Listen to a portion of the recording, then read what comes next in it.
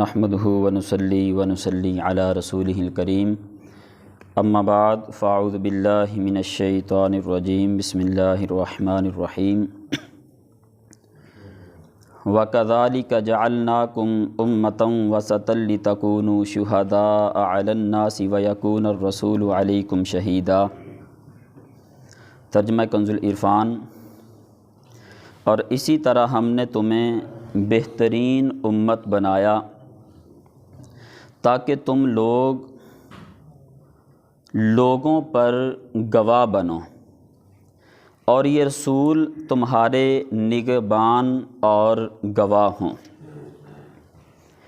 آیت مبارکہ میں یہ جو فرمایا گیا وَكَذَلِكَ جَعَلْنَاكُمْ أُمَّةً وَسَطًا، اور اسی طرح ہم نے تمہیں بہترین امت بنایا، اس آیت مبارکہ کا مطلب یہ ہے کہ اے مسلمانوں، جس طرح ہم نے تمہیں ہدایت دی اور خانہ کعبہ تمہارا قبلہ بنایا، اسی طرح ہم نے تمہیں بہترین امت بھی بنایا۔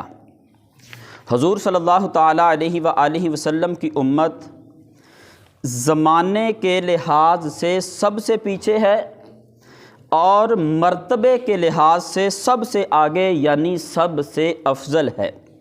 اور یہاں آیت مبارکہ میں وسطاً کا لفظ استعمال کیا گیا، حالانکہ وسط تو درمیانے کو کہتے ہیں۔ اب اس آیت مبارکہ کا ہرگز یہ ترجمہ نہیں کیا جائے گا کہ ہم نے تمہیں درمیانی امت بنایا، بلکہ مفسرین فرماتے ہیں کہ عربی کے اندر بہترین کے لیے وسط کا لفظ استعمال کیا جاتا ہے، لِتَكُونُوا شُهَدَاءَ، تاکہ تم گواہ بن جاؤ۔ اس آیت مبارکہ کا مطلب یہ ہے کہ مسلمان دنیا و آخرت میں گواہ ہیں۔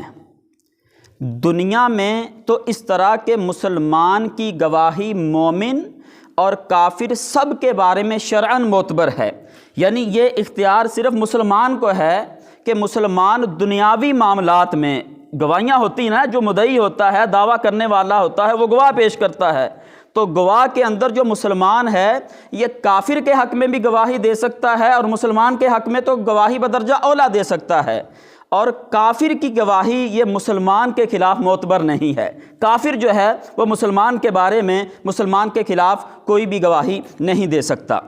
یہ تو ہے دنیاوی معاملہ۔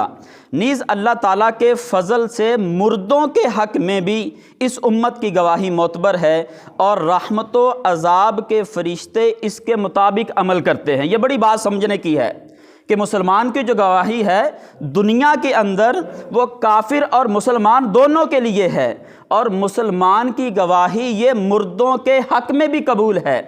آئیے بخاری شریف کی حدیث مبارکہ سنیے۔ چنانچہ حضرت انس بن مالک رضی اللہ تعالیٰ عنہ روایت کرتے ہیں کہ صحابہ کرام رضی اللہ تعالیٰ عنہم کے پاس سے ایک جنازہ گزرا، تو انہوں نے اس کی تعریف کی۔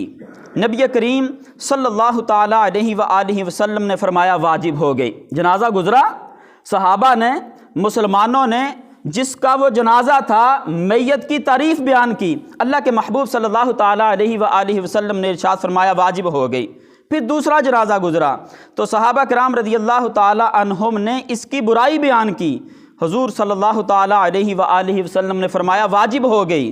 حضرت عمر فاروق اعظم رضی اللہ تعالیٰ عنہ نے دریافت کیا، یا رسول اللہ صلی اللہ تعالیٰ علیہ وآلہ وسلم کیا چیز واجب ہو گئی؟ ہم نے تعریف بیان کی، آپ نے فرمایا واجب ہو گئی، ہم نے برائی بیان کی، آپ نے فرمایا واجب ہو گئی، یا رسول اللہ کیا چیز واجب ہو گئی؟ نبی پاک صلی اللہ تعالیٰ علیہ وآلہ وسلم نے ارشاد فرمایا پہلے جنازے کی تم نے تعریف کی، فرمایا اس کے لیے جنت واجب ہو گئی، اور دوسرے جنازے کی تم نے برائی بیان کی، فرمایا اس پر دوزخ واجب ہو گئی۔ نبی دو عالم صلی اللہ تعالیٰ علیہ وآلہ وسلم نے ارشاد فرمایا تم زمین میں اللہ تعالیٰ کے گواہ ہو۔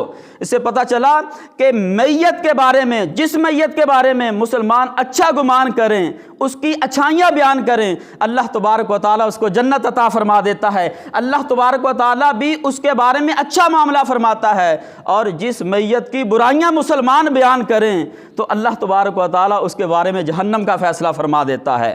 اور یہاں یہ بات بھی یاد رکھیے گا کہ یہ جو گواہی ہے مسلمانوں کی گواہی مردوں کے حق میں جو مقبول ہے، جس طرح مسلمان کہیں اللہ تبارک و تعالیٰ بھی اس کے بارے میں اسی طرح کا فیصلہ فرما دیتا ہے۔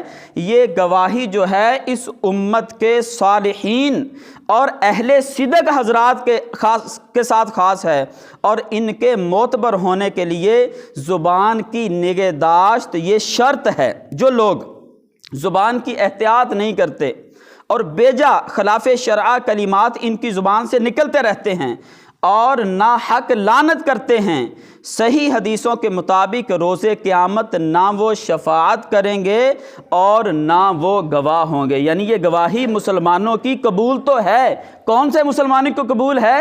جو صالحین ہیں، اپنی زبان کو شریعت کے مطابق استعمال کرتے ہیں، کہاں کیا بولنا ہے، کب کیا بولنا ہے، کس چیز کی شریعت نے بولنے کی اجازت دی ہے اور کس چیز سے بولنے سے منع فرمایا ہے، شریعت کے مطابق، اسلام کے مطابق اپنی زبان کو جو استعمال کرتے ہیں، ان مسلمانوں کی گواہی دوسرے مسلمانوں کے بارے میں دنیا میں بھی قبول کی جائے گی اور آخرت میں بھی قبول کی جائے گی۔ وَيَكُونَ الرَّسُولُ عَلَيْكُمْ شَهِيدًا، اور رسول بھی تم پر گواہ ہوں گے۔ اس آیت مبارکہ کا مطلب کیا ہے؟ علامہ اسماعیل حقی رحمۃ اللہ تعالیٰ علیہ فرماتے ہیں، حضور صلی اللہ تعالیٰ علیہ وآلہ وسلم کی گواہی یہ ہے کہ آپ ہر ایک اپنے امتی کے دینی مرتبے اور اس کی دین کی حقیقت پر مطلع ہیں۔ آپ صلی اللہ تعالیٰ علیہ وآلہ وسلم اس چیز سے واقف ہیں کہ جو کسی کا دین رتبہ بڑھنے میں رکاوٹ ہے۔ آپ صلی اللہ تعالیٰ علیہ وآلہ وسلم کو لوگوں کے گناہ معلوم ہیں۔ آپ صلی اللہ تعالیٰ علیہ وآلہ وسلم مسلمانوں کے ایمان کی حقیقت، اعمال، نیکیاں، برائیاں، اخلاص اور نفاق وغیرہ کو نور حق سے جانتے ہیں۔ ایسا ہی کلام شاہ عبد الحق محدث دہلوی رحمۃ اللہ تعالیٰ علیہ نے بھی اپنی تفسیر فتح العزیز میں بھی ذکر فرمایا۔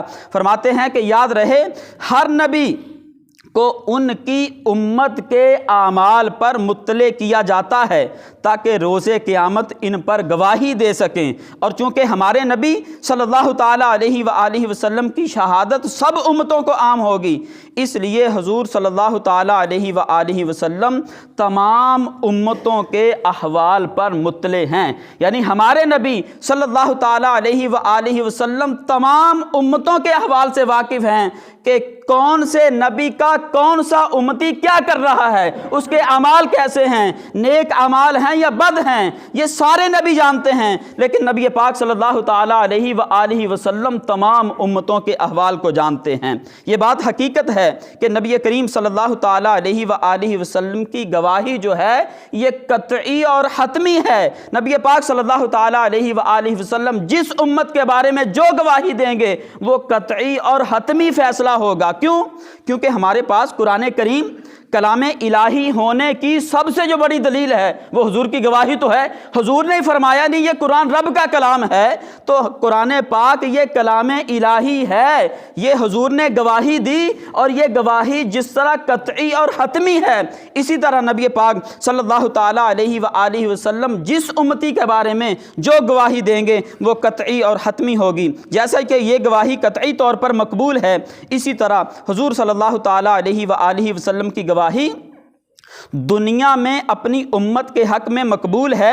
لہٰذا سرکار صلی اللہ تعالیٰ علیہ وآلہ وسلم نے اپنے زمانہ کے حاضرین کے متعلق جو کچھ فرمایا، مثلا صحابہ کرام، ازواج مطہرات اور اہل بیت کرام رضی اللہ تعالیٰ عنہم کے فضائل، یا غیر موجود لوگ جیسا حضرت اویس کرنی رضی اللہ تعالیٰ عنہ، یا بعد والوں کے لیے جیسا کہ حضرت امام مہدی رضی اللہ تعالیٰ عنہ وغیرہ کے لیے جو کچھ آپ نے ارشاد فرمایا، ان سب کو تسلیم کرنا ہر مسلمان کے لیے لازم ہے، کیونکہ حضور نے ان کے بارے میں گواہی دی، جو صحابہ موجود تھے ان کے بارے میں، عشرہ مبشرہ کے بارے میں، اہل بیت کے بارے میں، اور جو موجود نہیں تھے جیسا کہ اویس کرنی رضی اللہ تعالیٰ عنہ کے بارے میں حضور صلی اللہ تعالیٰ علیہ وآلہ وسلم نے ارشاد فرمایا کہ قیامت والے دن اگر میرا اویس 1,00,000 لوگوں کی شفاعت کرے تو اللہ تبارک و تعالیٰ اویس کرنی کی شفاعت کو قبول فرمائے گا۔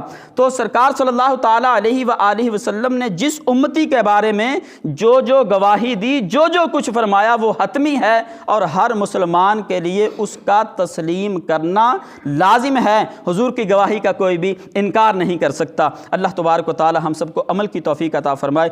وآخر دعوانا الحمد للہ رب العالمین۔